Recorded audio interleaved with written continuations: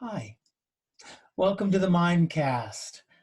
This week's guest is Mime Troupe veteran and all-around brilliant person, Kathleen Antonia Tarr. How you doing, Kathleen? Michael Gene Sullivan. I am individually quite privileged, but of course this is a time of pandemic, climate catastrophe, fascism. So I would say the world's not doing well, and in that I am also not doing well. Although Oh, individually I'm fine. I mean, individually I'm fine. I'm privileged, so I have food, I have shelter, I can work. got toilet paper. I have lots of toilet paper. I actually only found toilet paper last week. I hadn't gone shopping for toilet paper since before the shelter in place, actually. Oh, really? Yeah. Yeah, Valina and I have been, kind of, we were just kind of going along with the toilet paper. And then at one point she bought a bunch and then I bought some and then I bought some more and then she bought some more. So we ended up with a little mountain. So now Nice. we're set for the year, I guess. I don't or a stomach bug. Yeah. Yeah. So anyway, like I said, the purpose of this isn't to glorify the mime troupe, really. It's just really to get to know the people who've worked with the company, and so that our audiences or whoever was interested, like me, can get to know you guys better. So let's start at the beginning. All When right. were you born? Like Keiko, I was born in Massachusetts. Oh, really? Yes, in the U.S. So I was born there, although I would say I caught sense, or at least some sense, in Berkeley, California, which is where I went to undergrad. So if you're using, and I think I heard it from Amiri Baraka, the term caught sense, or maybe I heard it from Ishmael Reed talking about Amiri Baraka. But anyway, so I caught sense not until I got to California. So where in Massachusetts? I lived in Amherst on a little Oh. farm for a very short time. My father was finishing up his degree at UMass. And so I remember I didn't live there long, so maybe until I was like a year and a half. But I actually have very vivid memories of the time that I was on the little farm with the little ducks that I thought were amazing, of this little little playhouse that my father built in the yard, which had, for me, it was my first experience with shadow and light and also with heat and cooling and how those played. So I would walk in through the door and out through the door and in through the door and out through the door, kind of like, oh, it's light out. And now when I go in here, it's dark and it's cooler. Oh, and out here, it's sunny and warm. So I'm sure my parents were like, what is she doing? That's what I was doing. So what was your father studying at Amherst? He's ended up being a protein chemist. Oh, really? Yeah. That's interesting. Yeah. Huh. And what about your mom? My mom was a zoologist, and then at one point in her life decided, I don't really want to be a zoologist. She'd always wanted to be an artist, and so she actually left zoology to pursue her art. So how did they meet? In the lab. Oh, how romantic. I know. Apparently my mother asked my father if he wanted a cup of coffee, and that was that. He was in love with this person. Wow. Who cared about whether he wanted a cup of coffee, so he brought her flowers, and that was it. Wow. Yeah. Was she kind of hitting on him with the coffee, or was she just, hey, just being nice? That's just my mom. She's Oh, constantly a coffee pusher is what well, you're she's saying. a coffee pusher, but she's also constantly checking in with people's needs. Do you want this? Do you want that? And that's just kind of who she was. So she wasn't necessarily flirting with him. Mhm.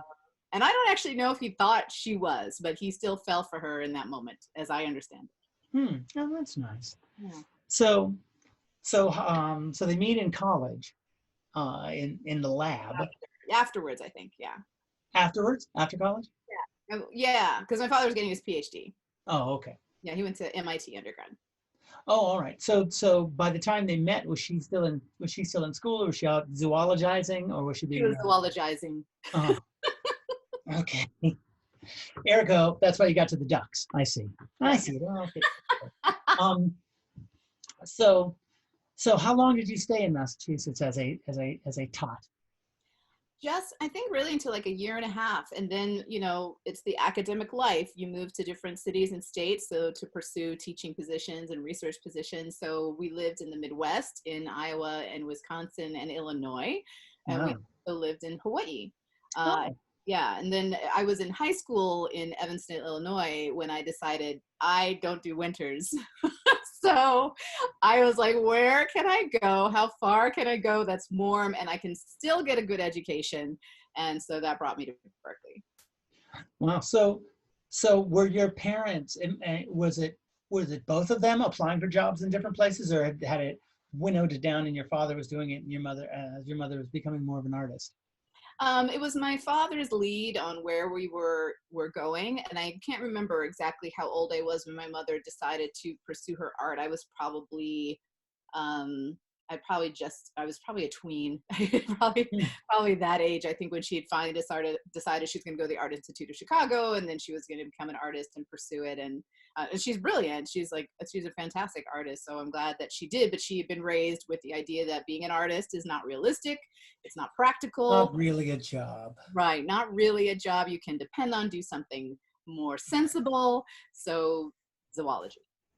So when you were in Illinois, were you living was that helping her with being able to be in Chicago, and where was your father teaching in Illinois? Northwestern. Yeah, Northwestern. So she was going to Chicago, and we were living in Evanston. Yeah. Okay, so that was working out for both of them. Yeah.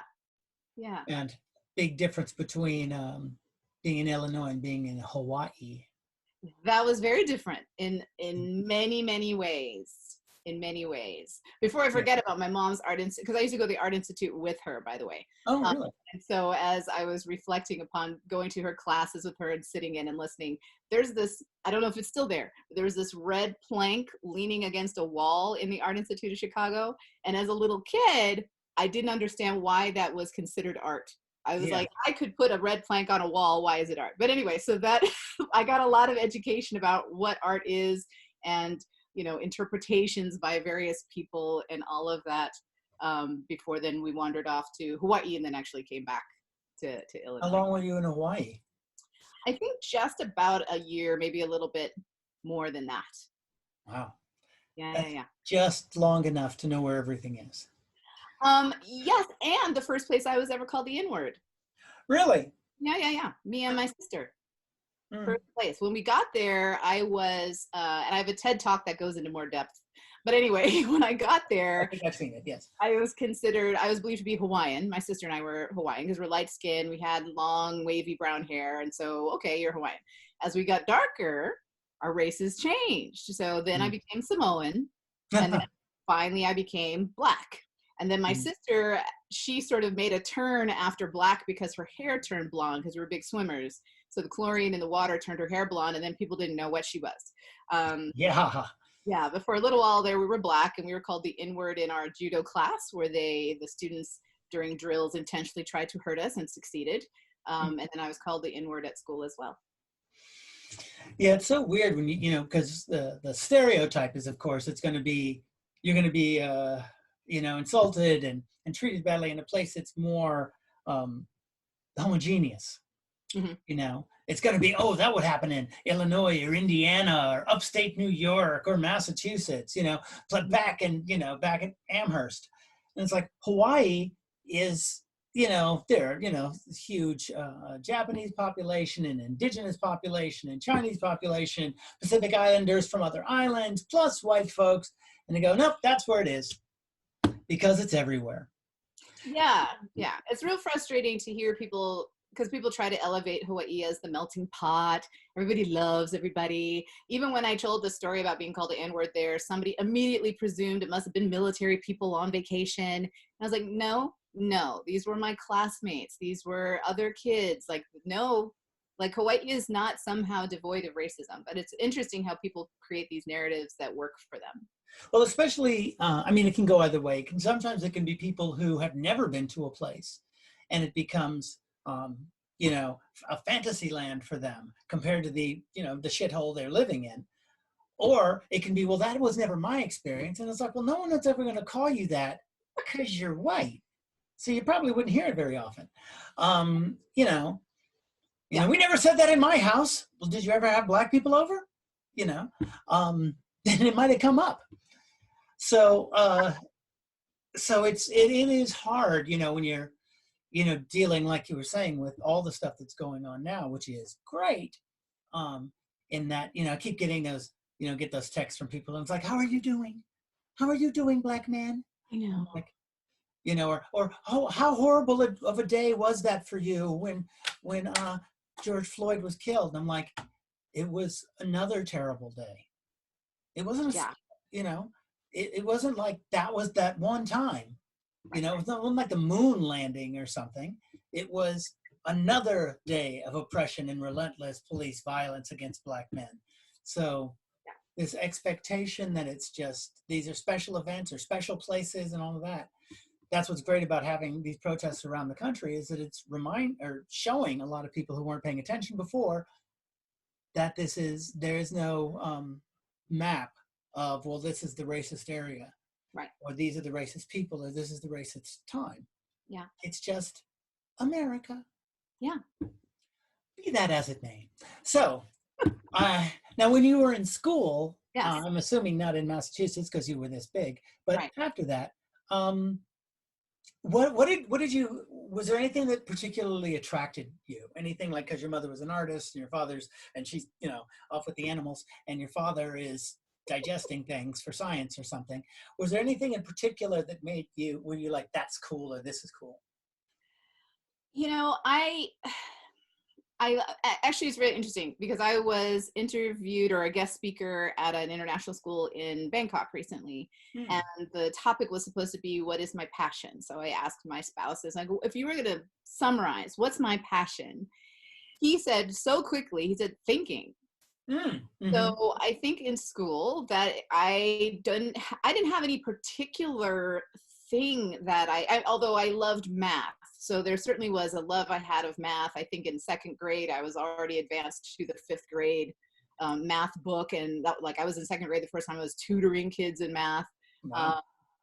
And so certainly that was one of my loves. And sciences, I'm in a family of scientists, right? So science is also exciting. And I had the privilege of being able to go to my dad's labs in the summer, right? Or so I remember once in third grade, I came back to school and they, how they do this, oh, what'd you do over the summer, right? And so people are like, oh, I went to Florida, or oh, I got to go. And for me, I was like, oh, well, I'm at the lab. And my father and I go into the big walk-in freezer because he's looking for extra chemicals. And he pulls open this box and he starts pulling the chemicals out. And he's looking at them and he's looking at them and he pulls one out and he goes, and he says, walk out of here real slowly, but walk out of here. And what he had pulled in the box was isopropyl ether, which is highly volatile. So you don't really want to shake that stuff, but someone had just stuck it in a box. So I, of course, come back to third grade and I'm like, this is what I did. Isopropyl ether, yada, blah, blah, la, la, la, la. And I just remember my teacher looking at me like, you are a weird, weird little kid. And I remember actually one of my teammates on the track team at Berkeley, he said to me, he's like, you're like that kid in Men in Black, where it's like, there's this little girl with the physics books and Will Smith's character shoots her in the head and that's the only one that he kills. And he's like, that was you. I'm like, yeah. So what you're telling us is that Will Smith would kill you. Yeah. It's a t-shirt. Will Smith would have shot me. I know, he's never apologized. Dick. How anti-intellectual. Right. I know. Now, what was it about math that fascinated you? I think, it came easy to me. So I think that's one thing, right? When things come easy to you, you're kind of like, oh. And I think it was just, it's so, in sciences in general, but math in particular, it's so logical. And it's just kind of, this is what it is, right? There's not a whole lot of wiggle room in math. So it's a conversation that kind of ends with you being right or wrong.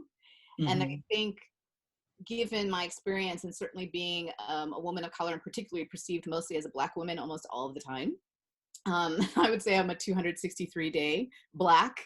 And it's a purposeful dig. I don't know if you know, McDonald's has this site called 365 Black. So it's actually a purposeful dig at that. Like, I'm not actually a 365-day Black. I'm more of a 263-day. Wait a minute, McDonald's has a what? Yes. Look it up after this. I know. It's been around for a long time. I presume it still exists. But what the hell is that even supposed to mean? Thank goodness they're validating our Blackness. Do we get free burgers? Do we get anything? No. I'm pretty sure we don't. Cholesterol. We get extra cholesterol. Yeah, sure. We shake it on our fries in the back. Yeah. You're Black 365 days. Yes. Thank you, clown man. Because he's really white. 365 days. Yes, he is in white. Oh. It's true. He is in whiteface. Yeah. But what is true about my experience as a 263-day Black woman is that I'm mostly erased. And the words that come out of my mouth don't exist for people. And my ideas don't exist for people. They're not compelling. They're not interesting. My life is kind of a nothing for a lot of people in this country. And so math is one place where it's like, sorry, I'm actually right. You can't gaslight me about it. You can't shut me down. You can't do anything. So I think probably part of it is just that as well. Yeah, well, you know, a lot of people do. They just, there is a beauty in math, or has been. I mean, that's one of the things with the culture as we live in it in the United States right now is, it's opinions versus facts. Right. You know, which can make it very difficult. It's like, well, here are the facts and the numbers and actually everything. And then there's you just saying some shit. Yeah. You know, how exactly does a flat earth go around the sun? You know, what does that even mean? What's on the other side? Or math. So, yes, we'll find a way to make math wrong as well. Yeah. Math is an opinion for these people. Yeah. So by the time you get to Berkeley, did you go to Berkeley High? No, I went to Evanston Township High School. So I was still in Evanston. I was still in Illinois for high school. Oh, okay. And then came out to Berkeley. Yeah. Oh, so when you came out to Berkeley, your parents stayed back there? Oh yeah. Oh yeah. Oh yeah. So what was that like? I mean, having that, you know, to move halfway across the country to go, and that was to go to college? Yeah. But that's, you know, a big leap. You could have gone to Northwestern. It's right there. Yeah, I had no interest in staying home. I had no interest in the snow. I had no interest in so many things that I was knowing in my existence as a teen. So, you know, going out to, and I had moved so much as a kid anyway. It wasn't like a big deal to me. It's like, because I'd moved to, you know, moved 4 times already. So it was like, that's not a big deal. Berkeley was, I thought, such an eye-opener in so many ways. And the reason I say I caught sense there is because I really, my parents did not have a talk with me about racism and misogyny and the intersections and how I was going to be treated and how to make sense of mistreatment. So I spent so much of my childhood being confused, actually, like, why'd that person just spit on me? Like, it was things like I just didn't get what was happening. And at Berkeley, and actually it's interesting, my sister and I just had this conversation. She went to Michigan, to University of Michigan, Ann Arbor for her undergrad. And we both had the same experience of being there and suddenly realizing, oh, this is what racialized misogyny is. Oh, this is what racism is. Oh, this is what homophobia is. Oh, like we finally had an awakening to the ways that the world treats people based on no information. And that was because, you know, Berkeley's like over 30,000 other kids there, and I'm just one of a huge number. So I'm not anyone well known. And I think, you know, looking back probably in my childhood when I was a kid, I had a reputation, right, from my older sister for being a great, smart student. And so people kind of put us, as frequently happens now anyway, into the, oh, but you're the exception to the rule category. And at Berkeley, I didn't get treated like that. I didn't get treated like an exception to the rule. I got treated the way they presumed all Black people were and all Black women were and all of that type of thing. There were a number of people. So I really became aware of a lot of things that I wasn't aware of, which is why I ended up turning to social justice work rather than the sciences, which every now and again, I think, boy, I sure would be having a better time making little black holes at CERN. But but this is the choice that I made. And obviously with the isms in science, there's no guarantee I would have been able to get to where I should anyway. And why do black holes got to be little? Well, because they're black, man. Because they're black. You don't want them consuming the earth. Well, that too. Yeah. That's your goal would be small. Yeah. That's the goal anyway. So being at Berkeley, I was going to say, but I had a question. So you were saying that, you know, the first time you got called the N-word was in Hawaii. How did your parents react to that?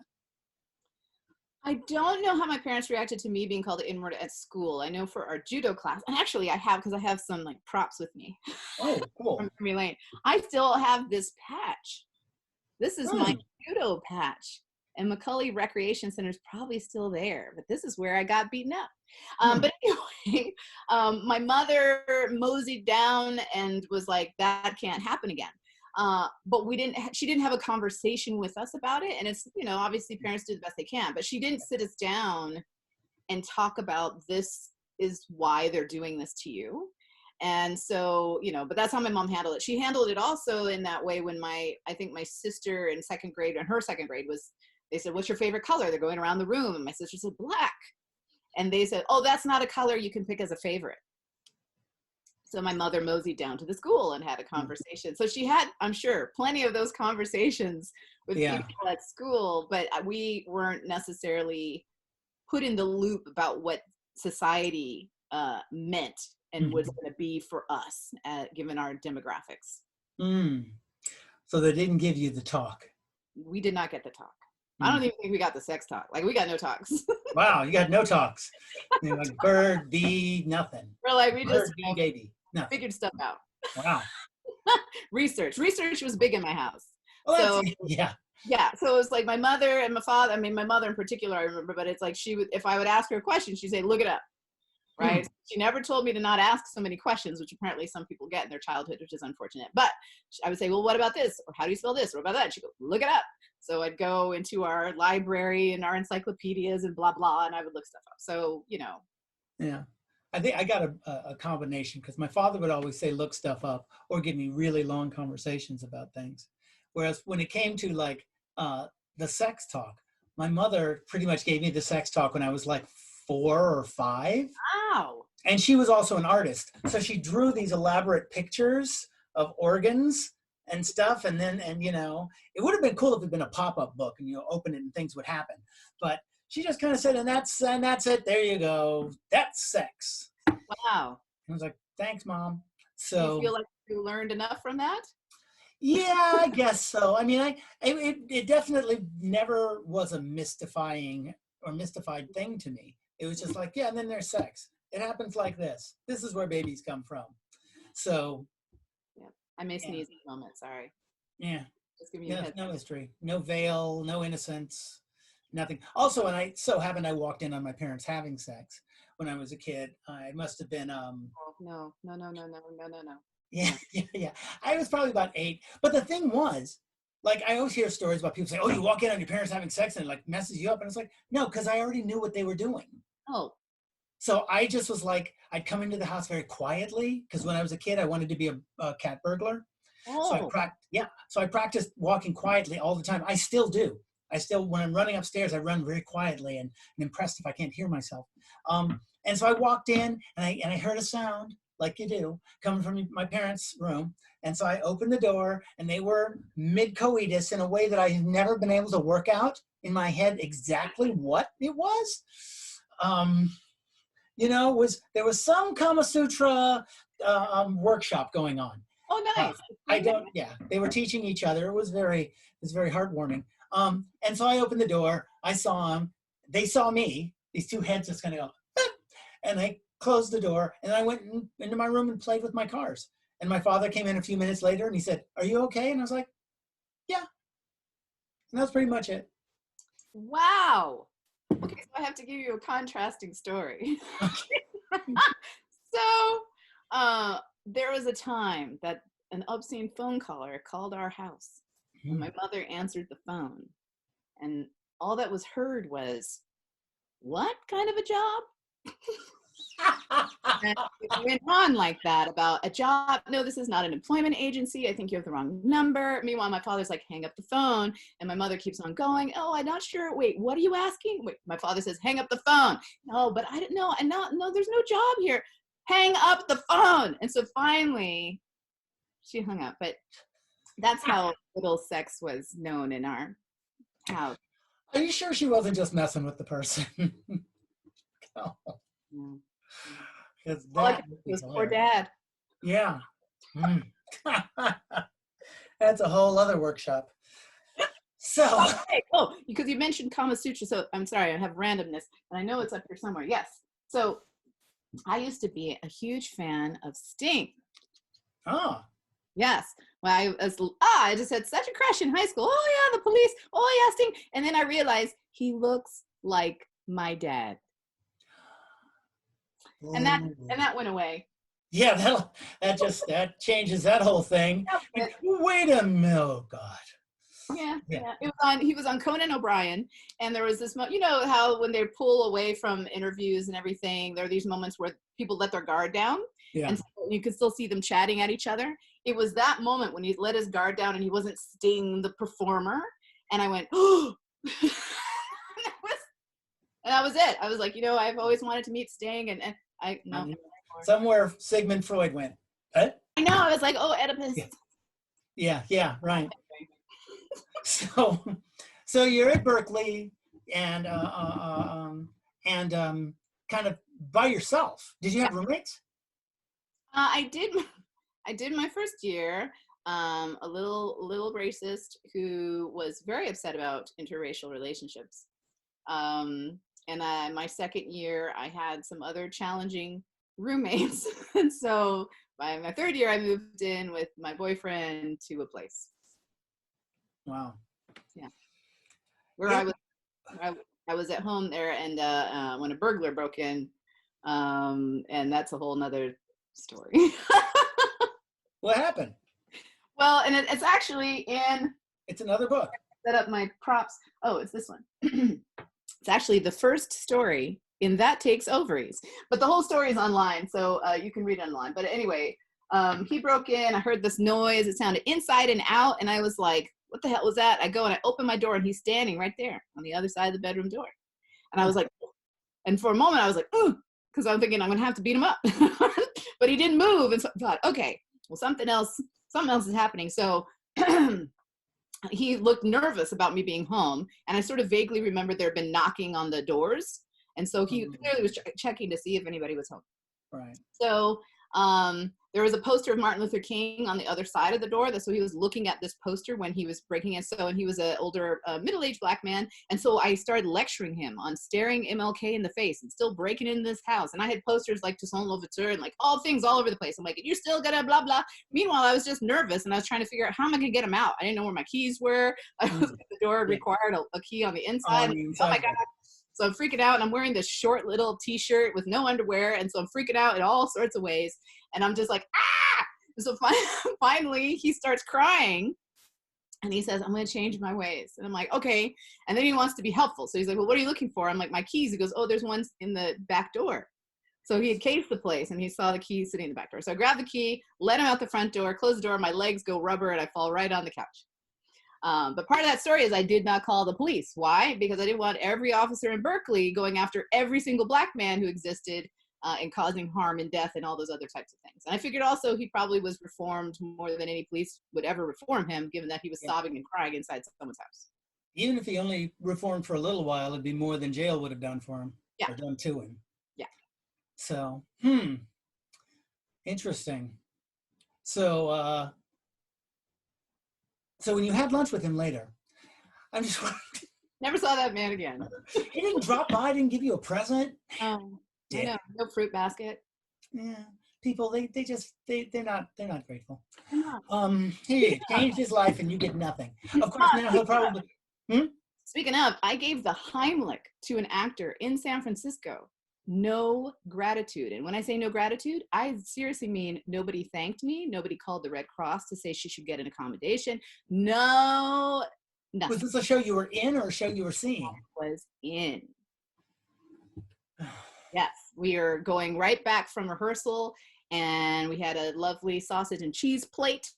And this actor was like, oh, let me grab one last bite, which could have been literal. And he stuffed it in his mouth and then went. And I said, are you serious or joking around? He goes, and so he started to panic. I said, just stop. I go around, and it actually fell out right into the trash can. Convenient. I know. And then you don't get the 2 points. And then nothing. But as I said earlier, it's like it's about being erased and being a nothing. And that is part of my whole life experience of not actually being a person who should, be elevated and given a commendation for saving your fucking life. Saving my life, yeah. Well, you got a patch about judo. I got a patch for judo. What more do you want? I want equality, You Michael. people never satisfied. I want freedom. Yeah, a patch. I saved someone. So that'd be a messy patch. So you're at school. Now, when did you start thinking in terms of being a performer? Did that come before or after kind of law and rowing? The rowing. Yeah, that was, I didn't become a performer until actually toward the end of me practicing law and did not even think about it. So in college, it was like in my Asian American Studies class one, it was the first time I ever learned about Japanese American internment. And I was like, that's it. All right, this is what I have to do.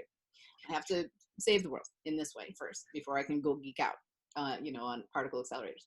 So that's what I did. And so then I went to law school, and then I practiced human and civil rights law for some time. And it was really because of the sexual harassment when I practiced law that I was like, I can't do this anymore.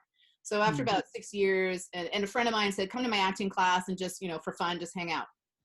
So I said, okay. So I went, and the instructor, Cliff Osmond, who I adored, said, hey, you know what? You should just go start auditioning for things. And I think he knew I would book things. So he's like, you should just audition. That can be your classroom. And I said, okay. So I started auditioning, and I booked some Mattel jingles ads. So I was singing voiceovers for jingles. And that was kind of, excuse me, my cat is howling to be let in. Let's see. Like they do. But anyway, so I did that, and but it wasn't really until one of my friends, who I was his caregiver, he had AIDS, and I was taking care of him, and I had just taken him back home from the hospital, and he wanted to go to dinner. I think it was Thanksgiving. So we wanted to go to this Thanksgiving dinner, and the short of it is there were foods on the table that he wanted to eat. His doctors had clearly told him, don't eat those. And he just was like, I'm going to do it anyway. So I said, well, I'm not witnessing it. So I left. We were in this big house, and I went downstairs. They had a grand piano and some things. And so I sat down. I started playing the piano and singing to myself, because I was just like, da-da-da. And then that moment when you feel like people are staring at you. Mm-hmm. And so I suddenly turned, and the whole doorway was filled with all of the guests. And my friend, who'd only known me as an intellectual, as a student, as a lawyer, and his eyes were just like, why are you a lawyer? So then when he passed away, and he passed away three weeks before my bar exam, and it just kind of sat with me, this whole idea that he's like, you were so much happier. You just seemed so, lively in a way that I don't normally see you. And so I thought, yeah, why don't I do that? And then that, not realizing what the industry is with all of its isms. So I kind of dove out of being a lawyer and the sexual harassment to being in an industry that's so chock full of discriminations. And I'm like, Yeah, it's so much better over here. Ugh. I want to go back to you being a lawyer. So when you were practicing as a lawyer, what kind of law were you doing? Were you a courtroom lawyer? Were you doing research? What was your thing? I did a bunch of things. So I started actually practicing law the year before I graduated from law school, because I started representing disabled vets in benefits claims. And because it's executive branch of government, you don't actually have to be a member of a state bar to do it. So I started representing those clients, and then I had sent a proposal to the Skadden Fellowship Foundation, which is the Legal Peace Corps. That's how they're known. And so I said, I want to continue this project, with vets. And so they let me do that, and they funded me to represent vets for a few more years in disability claims. And so I started focusing on veterans with mental health disabilities, because those are the hardest for veterans to win. And I'm like, that's where I'm needed. So I did that and started outreach to women vets. That wasn't a thing then either. And so, started doing all of those things, and then kept practicing in mostly mental health and disability rights and legal aid and that until I was like, yeah, I'm done. And my clients were awesome. And I love research and writing. So my clients were awesome. I did administrative cases, like the veteran stuff. I did criminal cases. I did civil litigation. So I did kind of everything, but it was mostly around disability rights for the entirety of my practice. Wow. Were you in private practice, or did you have Never. Nonprofits. Nonprofits. Oh, okay. Yeah. So when you were like, okay, I'm done with that, and you decide, were you just like, now I'm going to be an actor? In terms of income, how did that work? Well, so the pivotal moment for me was I was working at a legal aid place, and the managing attorney at the holiday party pushed me down on a couch demanding a sexual massage. And an intern sitting at the end of the couch started hollering, and he kept pushing me down, I want a sexual massage. And so finally I punched him in the chest because I was like, stop, stop, stop, and he wouldn't. So I punched him in the chest and he stopped. And then apparently, because one of my colleagues told me thereafter, he went to every single woman in the organization to apologize for his behavior except for me. Never apologized to me ever for that. The organization stayed quiet about it, just kind of pretended, like I said, I'm erased, pretended it, let's keep going like it never happened. So I was pretty much done. And the idea was, for me, was what am I going to do now that I don't want to practice law anymore? So I had applied to teach a clinical class in the clinical program at Yale Law School, and they were interested in me. But as I was looking at their campus and their faculty, I was like, you don't have a whole lot of diversity. I said, so I don't know that I want to be the brown dot on your campus. So Yale actually sent me references for people that could talk about, how great it was. But I was like, I really can't do that right now. Like, I'm so exhausted from, my own civil rights violations. And the people at Yale were fabulous. Like, they were so nice during the interviews, and they were really lovely. But I was also like, I just can't take that on. Under the best circumstances, I'm going to be bombarded as everyone's token brown person for every talk. Every brown student's going to, I don't have the energy for that. And so it was because I had been, I'd started going to this acting class. And I started booking Mattel commercials. But truth be told, as far as the money goes, so part of it was I was nervous about not having a steady income, right? So I said, I'm going to have this liquid capital floor. And if I drop below it, then I get to get nervous. But I don't get to get nervous until it drops below. So I sort of set this up for me. It's like, as long as you have this much liquid capital, you don't get to get nervous. Just keep trying it.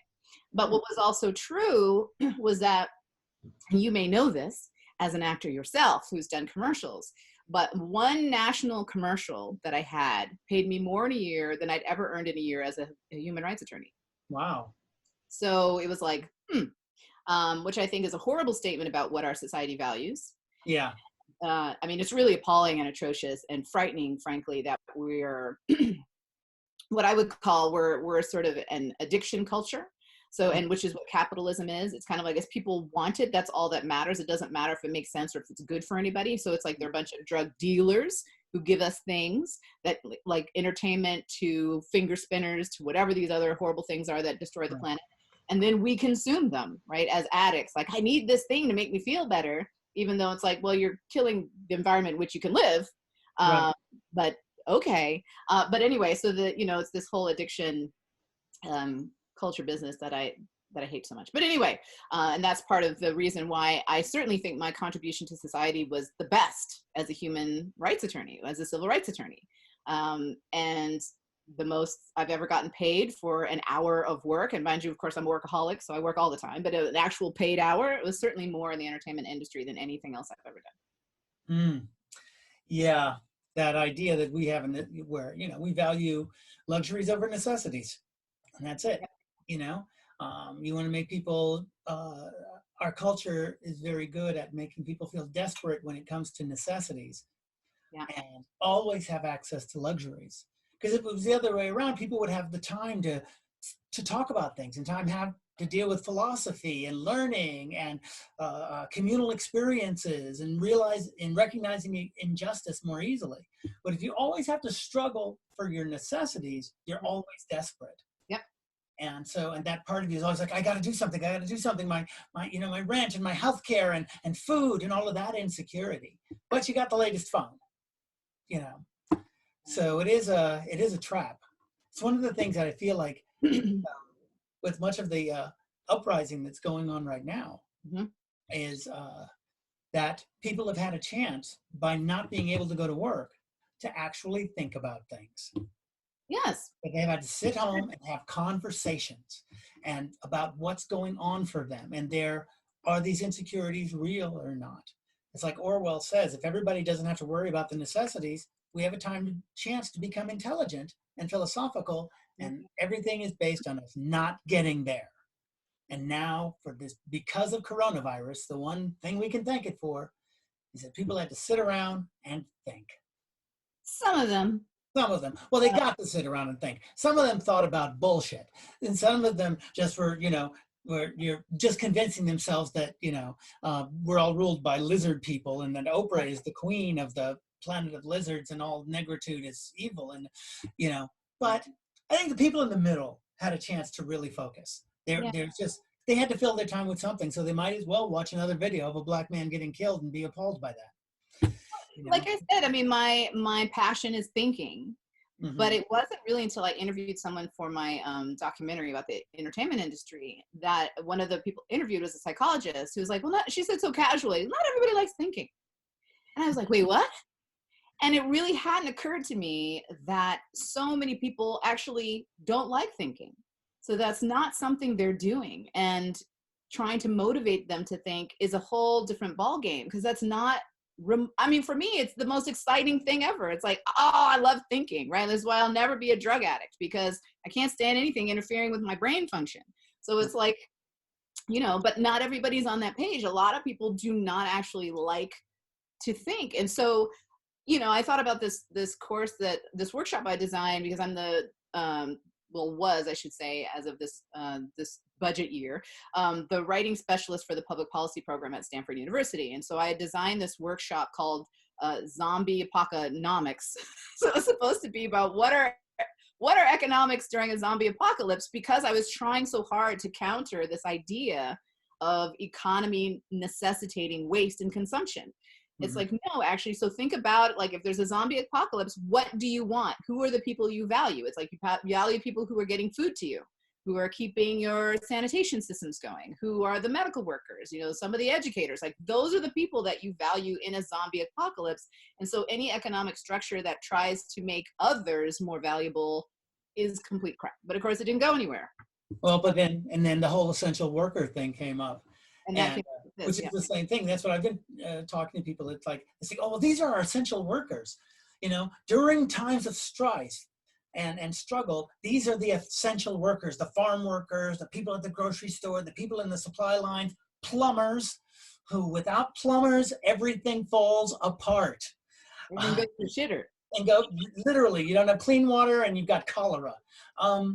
And so once you get people to realize that those are the essential workers, you go, well, then that means they were always the essential workers. Yes. Suddenly essential. They were always essential. You just took them for granted.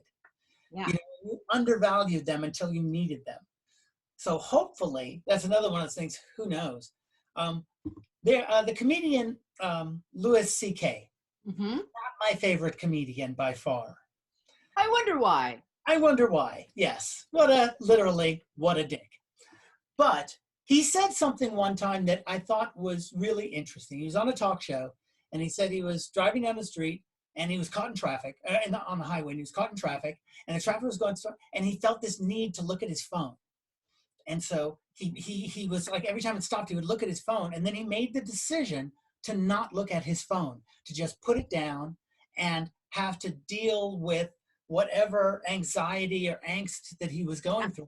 And he said he had to pull over and cry. Oh. Yeah, because that guy's messed up. So he probably had a lot of shit to cry about. But his point was that we have now started to use our phones in the same way that people used to call cigarettes feeling stuffers.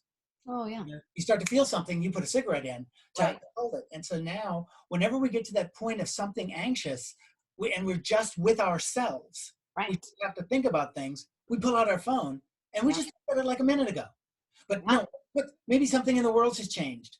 Rather than just being with yourself, thinking about what's going on and feeling your feelings without an interruption. Yeah. So after that, he could have just dropped dead, and he would have served his purpose in the world. But anyway, so kind of bounced around. So when you started doing theater, I think the first time that I really heard about you and was it the Vagina Monologues Audition Story thing about how black are you? Oh. Yeah. Yeah, there are a lot of auditions and shows and directions and being fired for not being black enough, or actually complaining about racist direction, and then I was fired after being in a show for like 4 months. And an You don't email. have to name names, but there's a lot of conversation about specifically that right now. Yeah. So tell me your story about that. I mean, that's the short of it. There's an email from the producer that says this is happening because she refuses to act more Black. I mean, that's literally in an email. Wow. It was taken, you know, Actors Equity Association arbitrated it, but I feel like this is an opinion for all people interested in defamation law. I feel like they threw the case because they didn't want to actually have to enforce this idea with other productions. I'm a lawyer, so I kept saying you should probably bring up the bona fide occupational qualification, which was never brought up. Like, it's like, how do you not do that? But anyway, but that's the short of it. It was playing a Condi Rice character, which in fact I'd been directed by Valina to do with the Mime Troupe during a reading, right? So I was like, I know Condi Rice, I can do Condi Rice. But it was at some point I was supposed to be Blacker with my portrayal. I know. And my protests were apparently unwelcome. So, but that happened before. I was auditioning for The Lion King. So there was, you know, it was the Black Day audition. So a bunch of Black actors sitting in the room or auditioning for the hyena Shenzi, I think, which played by Whoopi in the movie, Whoopi Goldberg. And we're all sitting there having a good conversation. It's really great to see each other. And then one of the actors storms out of the room and just leaves. Like, he didn't talk to us. He just looks furious and leaves. And by the time I get in there, I do the audition, and the accompanist I knew from a show at ACT, so I knew him. Oh, hi. And then I did my song and a monologue, and it was the whole, so can you, you know, can you just, you know, and this whole idea that I needed to blacken it up, or sometimes called sassy, sometimes called urban. There's so many ways that people put it. And I said, because it's me, I said, you mean because there's so many ghetto hyenas in Africa? And I didn't get the part. But I know, surprising. So I left. But there's also an audition in LA, and I would tell you the name, but it's suddenly lost to me. But anyway, a prominent African-American comedian, he's trying to put this show together. So it's one of those LA rooms where you have all the producers in that, like, there are a huge number of people in there. And this was just when Barack Obama was running for office, right? And so he was new on the scene. People didn't really know who he was. And they liked my audition. They're like, oh, great. So can you maybe do Michelle Obama? And I said, I don't know Michelle Obama. I mean, other than she seems like Mary Tyler Moore who can dunk. Like, this is all that I think of her. I don't know her at all. And so he goes, oh, that's okay. Just go between being presidential wife and ghetto bitch. I was like, so no. And I did some horrible, like, in your face kind of audition that of course then I didn't get cast from, because I was like, how fucking dare you, really, honestly, what the hell is your problem? But anyway, this has come up time and time again in my acting career. And yeah, I'm pretty, even in the show that I gave the actor the Heimlich. So I'm on stage with the same actor. At some point he has his script. It's this really long monologue. He was having challenges memorizing it, so he puts it in the middle. And this is an actor who works a lot in the Bay Area. He works a lot. Puts it in this book, right? So he's going to open the book and he's just going to read it from the book, because that's in this. He's supposed to be reading from a book. Just put it in the scene. Right. So we're on stage and the note is gone. So he opens it and he can't. And I'm the only person in the scene with him. And he's panicking, and not as bad as the choking, but he has that look of panic. And so I say, oh, do you mind if I read it? And so I take the book from him, and usually, and you may know this since you've directed me, it's like, usually I know other people's parts. I know everything that's happening. And so I knew his lines well enough. Right. So I'd read the lines to him in the monologue, get it almost right, but blah, blah, blah, da-da-da-da-da, done, play goes on. The notes that I got from the director, he says, you're supposed to read that like it's the Dead Sea Scrolls. And I said, are you aware that those weren't my lines? So normally what you would do is thank an actor. Yes, you would just go, thank you.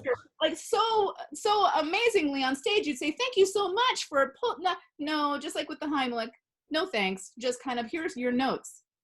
And in fact, what he ended up doing was assigning me the lines later. He's like, oh, well, I'm just going to give you those lines.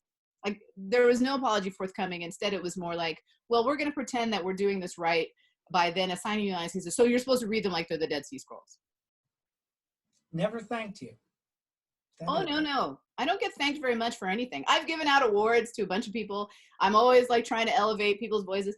I do not get awards. I do not get thanked for things. Like this is my life story as this particular Black woman. I don't get thanked for stuff. I get treated like it's my job. It is so, I wonder about that sometimes for people who, there's a certain, I think, self-confidence that can be frightening for people, and they assume you don't need to be thanked. They assume you know it. They assume that you're so confident, so strong that it's going to be weak. I'm just guessing this because you're not the only Black person I know. who feels like that. That you come in with something and go, "This is amazing."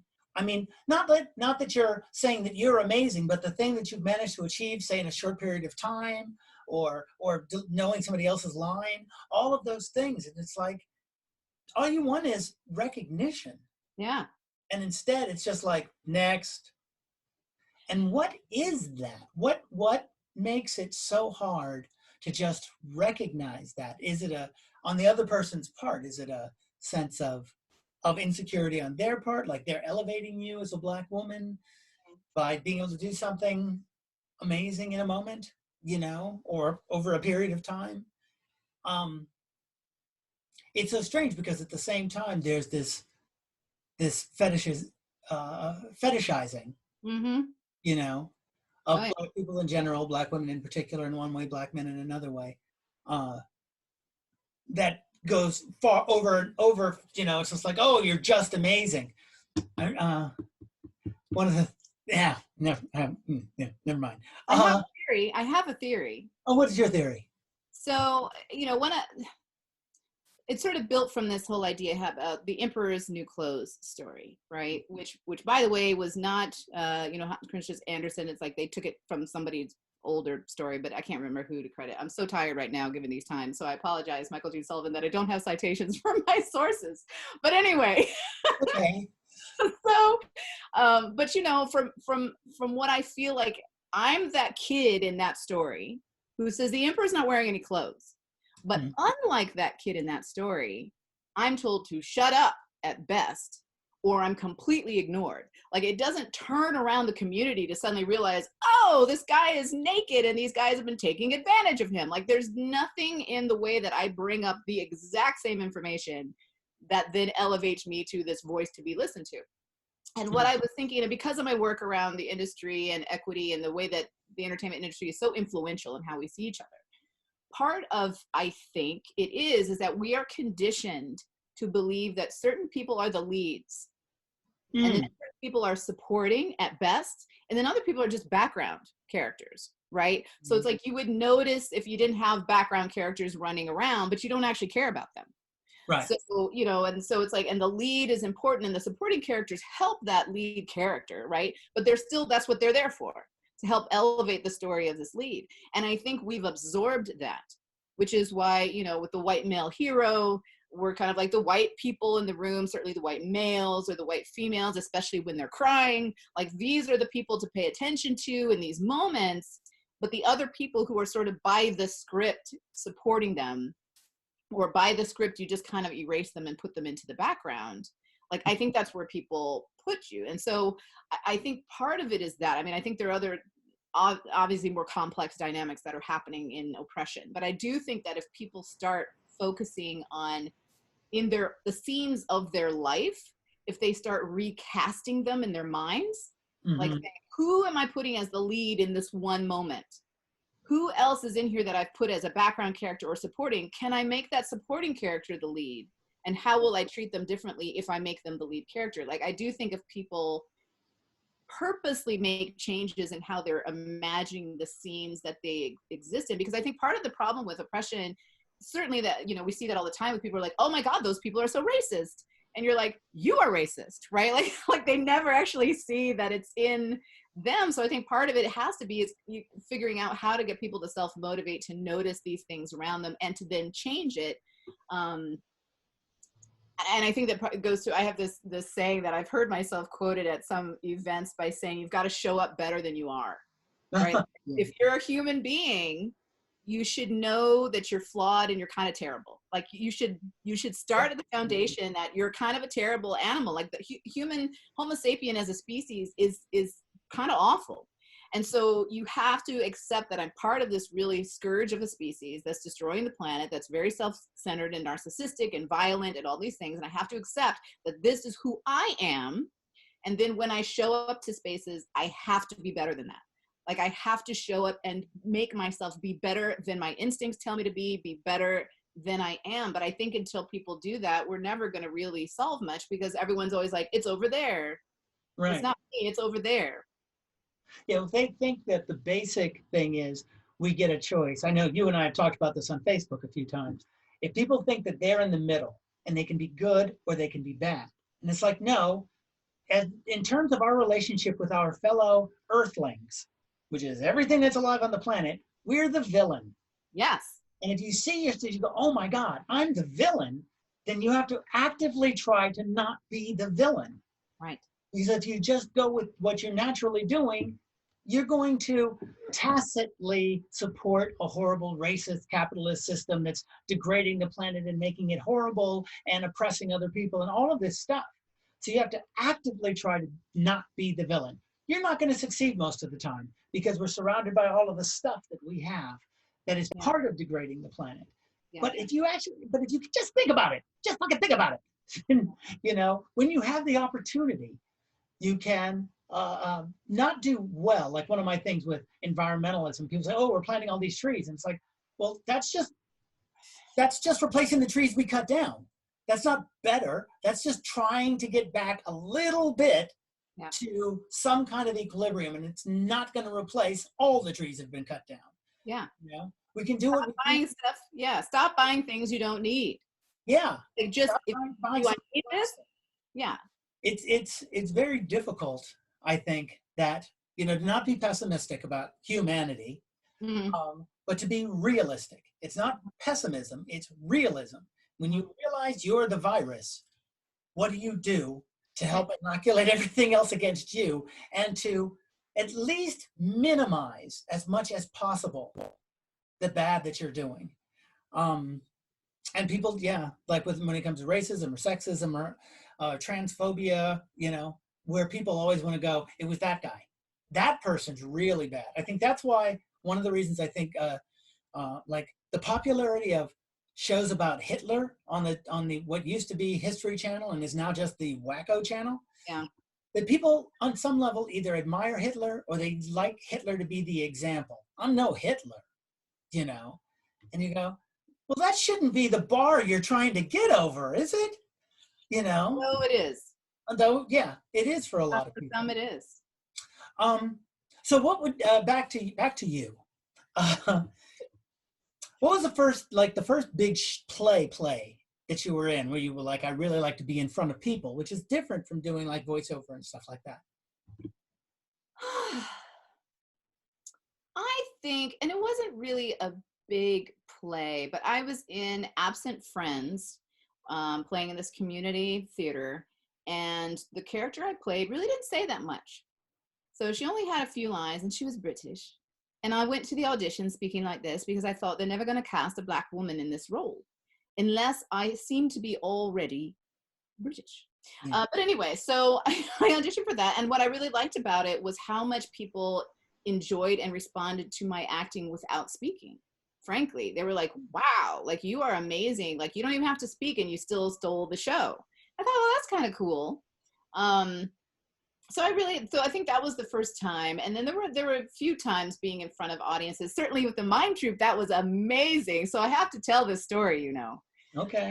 So I'm replacing Valina on the tour because she was pregnant and the cast is gone. So I can't rehearse with the cast. So I've got Michael Gene Sullivan, who's teaching me the cues. And as if you've seen a Mime Troupe show, as all of you who are watching this have, you know that the musical cues and everything else and where you stand on a stage are huge. And so Michael was telling me, you'd be like, and there'd be a sound like, and then you need to move over here, because there was no band, there was no cast. And he said, well, we'll do a run through when we get, I think Cleveland might have been our first stop, I can't remember, but it was like, we'll do a run through when we get there. So I was like, I'm like, okay, well, we get there and we don't have time for a run through. So the very first time I performed this play was in front of like 600 people with no run through. And I was so hot. I wasn't sweating because I don't sweat a lot anyway, but I was pumped the whole time, because I'm like, that must be the cue Michael told me about. And then I'd go walking over here, and then I'd go over there. Like, it was nerve-wracking, but amazing. I mean, because it was amazing. Number one, that I got through. And of course, you gave a note, but it was a justified note. Like, my last note on one of my big numbers was flat, and so it was a justifiable note. But it was like, I was so like in a panic, but I loved the experience with the audience and everything they were giving, because they, you know, to be there for the Mime Troupe too is a different audience than an ACT audience, and so they just give you something else and something really, really lovely. But there is, I think, those shows early on in my career, it was like, yeah, I really love this feedback you get from a live audience. Pretty amazing. And I got to work with great directors like you. Like, I've worked with some really amazing directors. Yeah, that's always, that, you know, people don't really focus enough on, you know, theater directors that that are actors.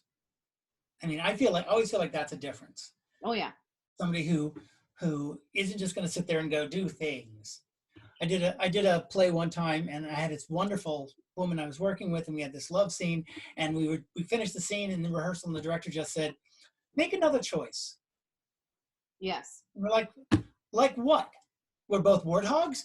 Give us something. And he would give us nothing. And so we went off and made we went backstage, and I said, "Let's try this." And we did that. And the director said, "Yes, that's right." And I was like, "Thanks. Do I get a cut of your paycheck?" Yeah, there are a huge number of very inarticulate directors, which I am always curious about why they have careers. Because, you know, I've had the ones for television who've said, "Go faster." I'm like, go faster, like speak fast, like that's it. Like, okay. Or someone for a music video I did, and they wanted to film a few people in the crowd singing the lyrics, you know, not the lead singer. And so I was singing, and they said, "Well, can you stop doing that with your mouth?" And I'm like, "You mean while I'm singing?" And when I saw the final, and I was cut from the final video, I mean, you see me in a line, but you don't see the focus. And it was because the director didn't know to say, stop actually singing and just mouth the words. So in the final cut of the video, it's just people who look like they're speaking. Oh. And not singing, but he didn't understand how to do that direction. So for him, it was just, "Can you stop doing that with your mouth?" And I'm like, "Not while I'm singing. I can't not sing." But what he really should have said is just don't sing.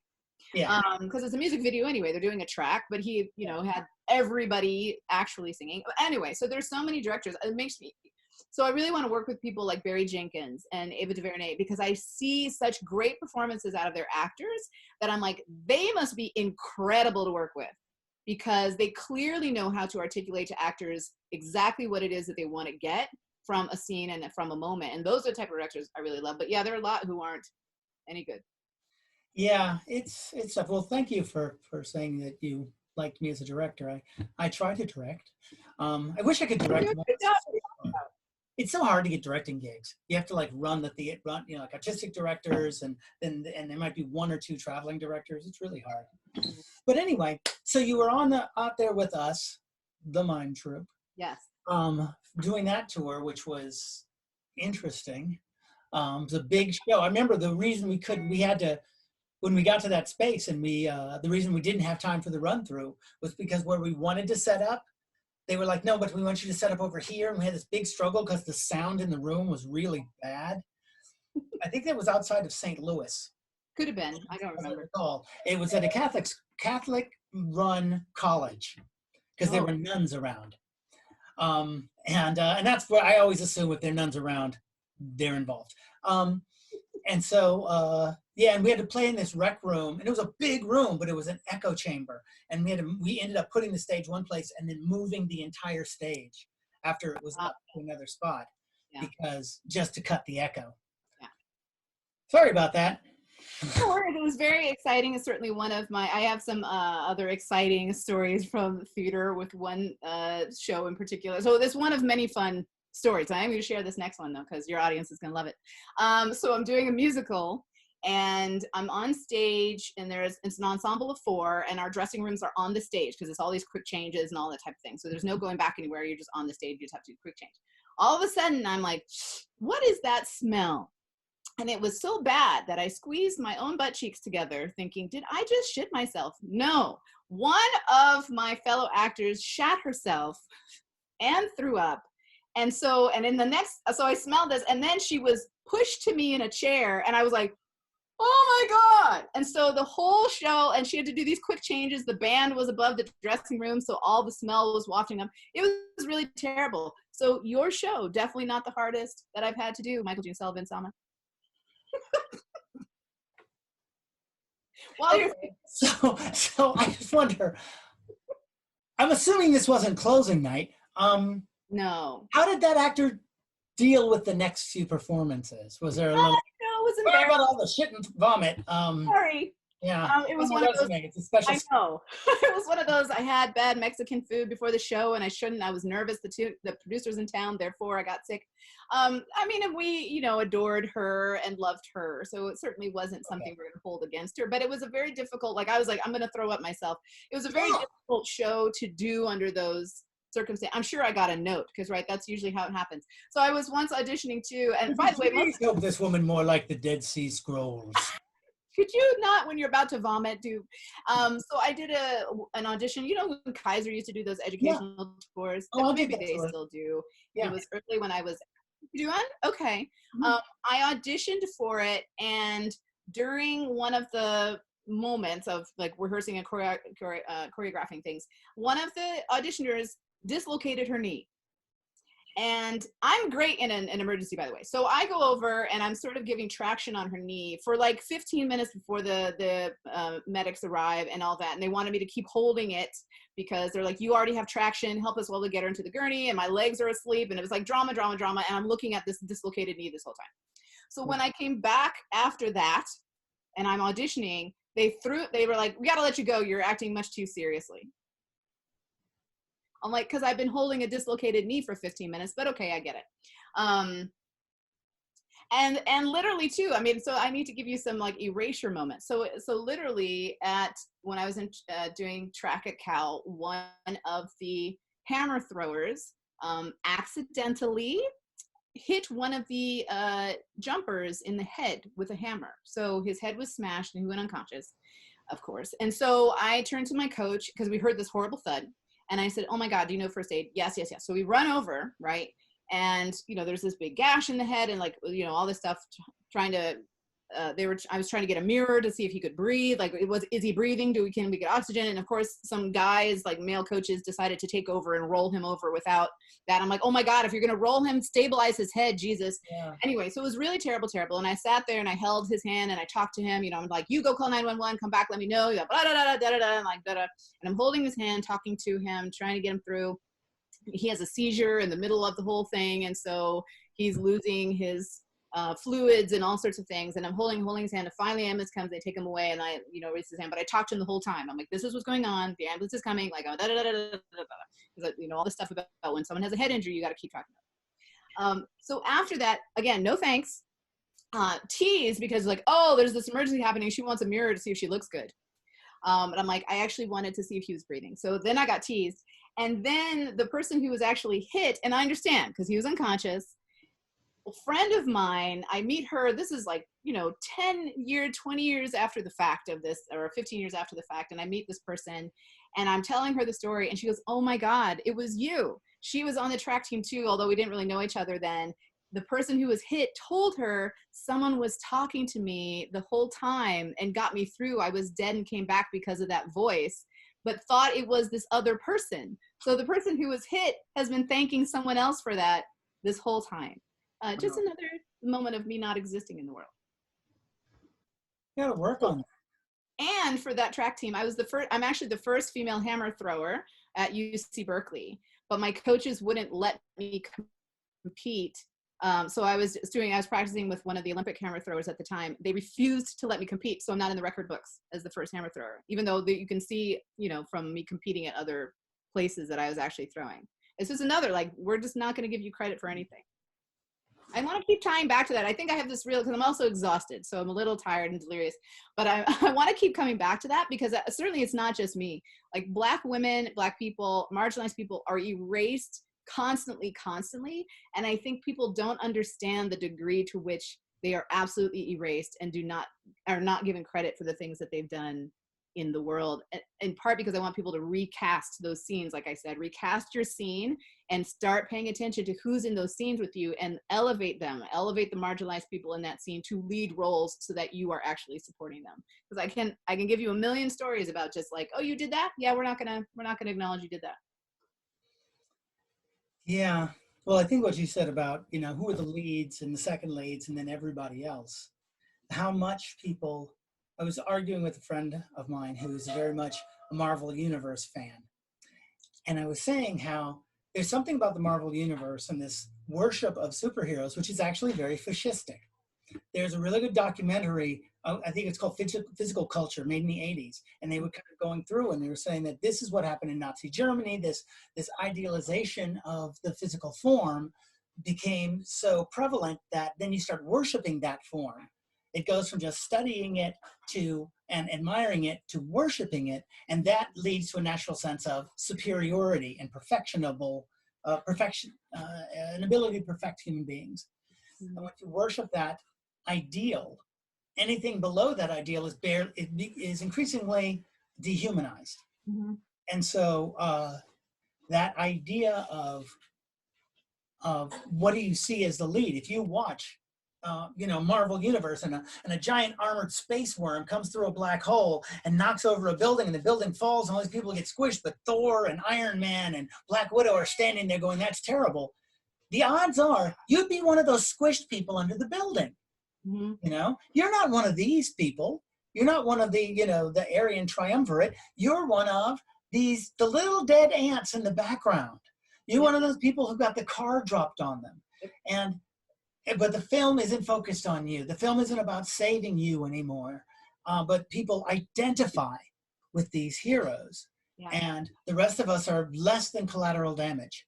Right. You know, we're not even worthy of a good special effect in the background. So as long as we identify with the hero, and then when you do have films that come out where the hero is the average person, you know, the hero is just the person who's getting up and doing their job and going to work and doing stuff, somehow people don't see it as admirable in some way. It's nothing to aspire to. And it's like, think about your own life and how difficult it is for you to do anything.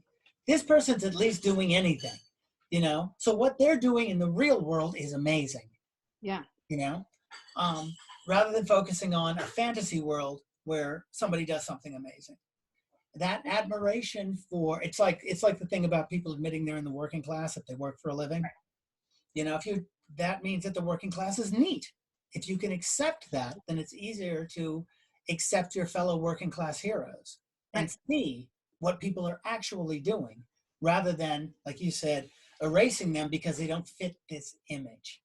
Yeah, well, it's part of the reason for my symposia on equity in the entertainment industry. I give awards to people who don't usually get awards for the things that they did. So, for example, my latest, I'm trying to hunt down Clifford Alexander to give him an award for the symposium. He was with the EEOC in 1969 that actually found Hollywood was rampant with employment discrimination. So he actually made that finding. And then one of the Senate Judiciary screamed at him about how that would interfere with business and got him replaced. So, but it's things like that. Like, people aren't going to remember him. He's sort of that everyday hero in that way. It's like, you did this great thing, you called it like you saw it, and you paid a price for it, and nobody seems to know your name.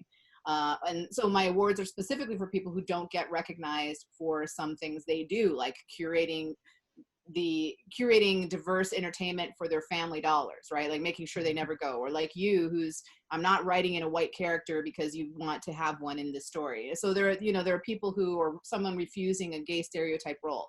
Like, there are all sorts of things people do all the time, and no one's going to say, oh yeah, we're going to give you a lot of airtime because you turned down this gay stereotype role. because you turned it down. They're going to spend time on the people who they elevated already, who are popular already. And now we're going to say, oh, you did this little thing, even though probably on your way up the ladder, you were not the person who turned down roles. You were not the person who made these other choices. And it's not to say you're a bad person, but there were a bunch of people who made other important positive choices, but that's not exciting for us. Again, it's that addiction culture. It's not really that exciting. I think it's also part of the optimism bias. And I can't remember the researcher who said for humans, that's the #1 cognitive bias, is that people want to put an optimistic spin on everything, which is why they can't hear how bad things are, why they can't actually take in a lot of information. And for those who like to think, which again is not everybody, they still have this twist on it where they have to see it turning out right. So it's still watching like the Avengers and the Marvel heroes, and the optimism bias keeps you from paying attention to all the other people who are dead and crushed and all these other things, perhaps, or not paying attention to the fact that you can have someone like Bucky Barnes. I don't know if you've watched these movies, but Bucky Barnes or Loki, who are white males who've murdered people in these films, like who've led to the death of innocents, but they keep coming back in the series. Whereas you'll have a Michael B. Jordan playing Killmonger who is killed and dismissed. Like, you're dead and you're gone. Like, we're not going to deal with you anymore. Like, we can keep recovering. Obviously, we see that play out, right? Where it's like a white person who's shot up a church, for example, will be put in bulletproof vest and gotten a cheeseburger because we have this optimistic view that white males can be reformed, and we're not paying any attention to the bigotry we're giving the supporting Black characters and all of that. I mean, I think it's so in-depth as a problem. And I definitely don't have, I think you had said earlier that, you're not being pessimistic, but you're being realistic. Like, I don't think we can watch the history of the human animal and create a new story. Like, there's no new narrative coming. There's a researcher who talked about looking at, I think he was looking specifically at economic equality, but that type of equality since the Stone Age.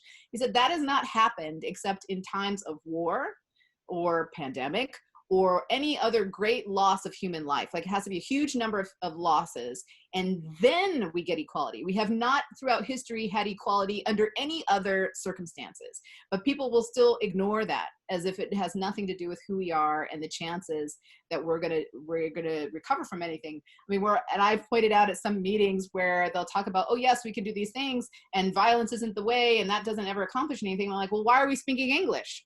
Like, if violence never accomplishes anything, we shouldn't, and all these other people in the world would not be speaking English. We are speaking it, and I'm the descendant of colonists, like direct descendant of colonists in the US.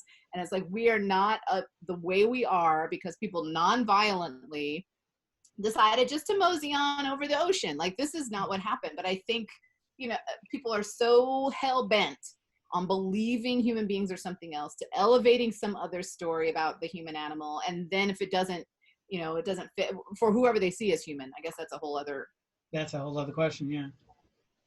Anyway. Yeah. That particular bias, that idea, like you were saying, that human beings are, when I was a teenager, maybe about 14 or 15, I got into an argument with my father who was saying, he wanted to believe that humans had some special purpose. And he would say, we are the stewards of the solar system. That is our job, and we need to live up to that. Wow.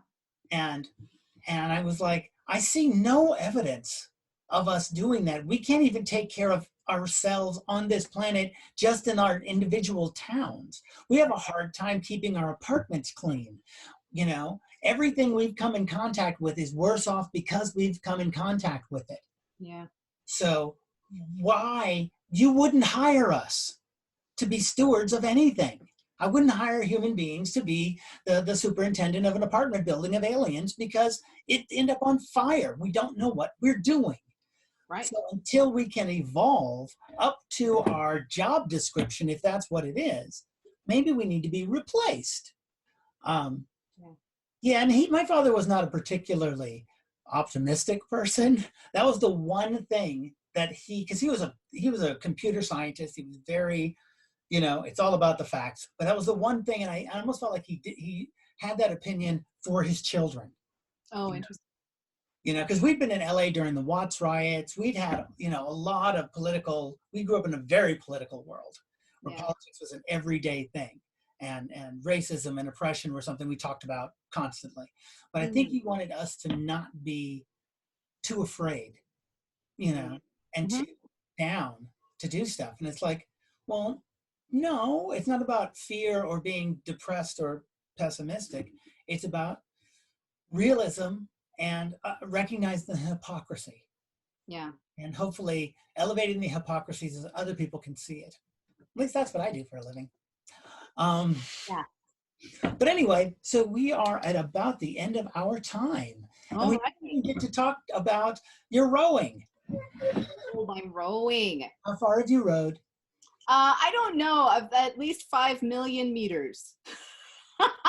But I have props, of course. So I have my US Rowing Championship medal from last year. Woo! I have my Crash B Sprints medal from last year. But and again, because apparently this is my theme. So if you watch the US national coverage from last year, the national rowing coverage, in the video, you don't actually see me win until at the very end. You see me in a very full picture of the whole arena, and you see me go like that, but there's no close-up on me. And if you count the timing, there's 1 minute of any video on a woman for in the first 15 minutes. All the rest is on male competitors, and it sticks on male competitors. So it's the 10th, whoever finisher. So the male competitors, they don't go to women until they've decided they've seen enough of the male competitors. And then, so you don't actually see the women's race because they decided all of these males are much more important than the females. And so you catch the women who were, later on in the competition because, bias. Yeah, that is a thing. So that's something that we need to work on, I guess, just in general, is making sure that in general, those who normally don't have the spotlight on them, despite their amazingness, get the spotlight, and you in particular. Oh, well, thanks. It's certainly, I'm thinking more globally. I mean, I just, it's always trying to figure out, which is the whole reason I'm not in the sciences, even though I love them best, is because I'm really still trying to figure out what is that key that can be turned, that can get people to address others and the planet in a much more positive way. But like you said, I mean, it's like humans are not well equipped to be amazing. Most humans, like, I feel like every smart person, and maybe since you're a smart person, you feel this way too, every smart person knows that there's a huge amount of information they don't have, huge amount of knowledge they don't have. There's a universe of things that I don't know, that every smart person feels that way. And then it's the people who are the, more problematic of our species, although we all are, who just feel like they know everything and they don't need to know everything. It's part of the conversation about even the founders, right? You have to believe, no matter what you think of the founders, you have to believe they're pretty stupid if you don't think that the preamble to the Constitution is legislative intent and that's what this nation is supposed to be, and that if you believe the founders weren't sitting there thinking, this is what I think and these are the laws I'm putting into place, but again, I'm smart enough to know I don't know everything, so let me make sure I put this preamble then so the things that I fuck up can be fixed. You are unpatriotic and you're kind of an asshole if you decide that whatever the originalism interpretations of the Constitution, you're deciding that none of them knew anything, that none of them are smart, that none of them are flawed, none of them knew they were flawed and that they could make mistakes. Like, you have to just believe that. But I don't know what the breakthrough is. Yeah, I don't know. People who speak most loudly about worshiping the founders of this country are the ones who seem to have the least amount of understanding of the historical context they were in, the work that inspired them, what they were doing, as you say, that they were remarkably flawed, some of them, and they've raised them to the status kind of like of saints. Right. And saints are unchangeable. Nothing in heaven changes. So there's a perfection there. That's just who they are. They are that statue. And it's like, no, Franklin wrote a book called Fart Proudly. I mean, which was not just a joke. He did write the book, but it was about expressing and enjoying and celebrating your humanity. That it is about us as individuals. It's not about the spirit world. It's about us and our bodies and how this is what you got. Yeah. And so if you want to make the world a better place, do it with what you got. But don't put down this mortal coil, as so many religions will, and say, this is crap. And the real world is the spiritual world. Did you know that, the phrase pie in the sky? I know it. What's the origin? It was a socialist thing. As far as I understand it, it was one of those things where they would say that religion is promising you pie in the sky by saying eventually you'll get to heaven. Eventually you get to someplace where land of milk and honey are apparently pie. So it was when someone is promising you pie in the sky, it's a comment on religion. Ah, yes, I do love pie. I get Yeah, who does? And the sky's great too. So, you know, yeah. it's just pie in the sky to me. If they're not floating, they're just falling. So it's really raining pie, which doesn't sound as appetizing. Just saying. But anyway, so we will, I guess maybe hopefully I'll finish all of these and then I'm going to come back and talk to people more specifically about recent events. Not recent events in the world, recent events for them. Oh, nice. So, but anyway, so thank you so much, Kathleen, for being Thank you for having me. Yeah, that's a lot of fun. We should talk more often. Oh yeah, we should. We should. Okay, well, see you next time. Bye-bye.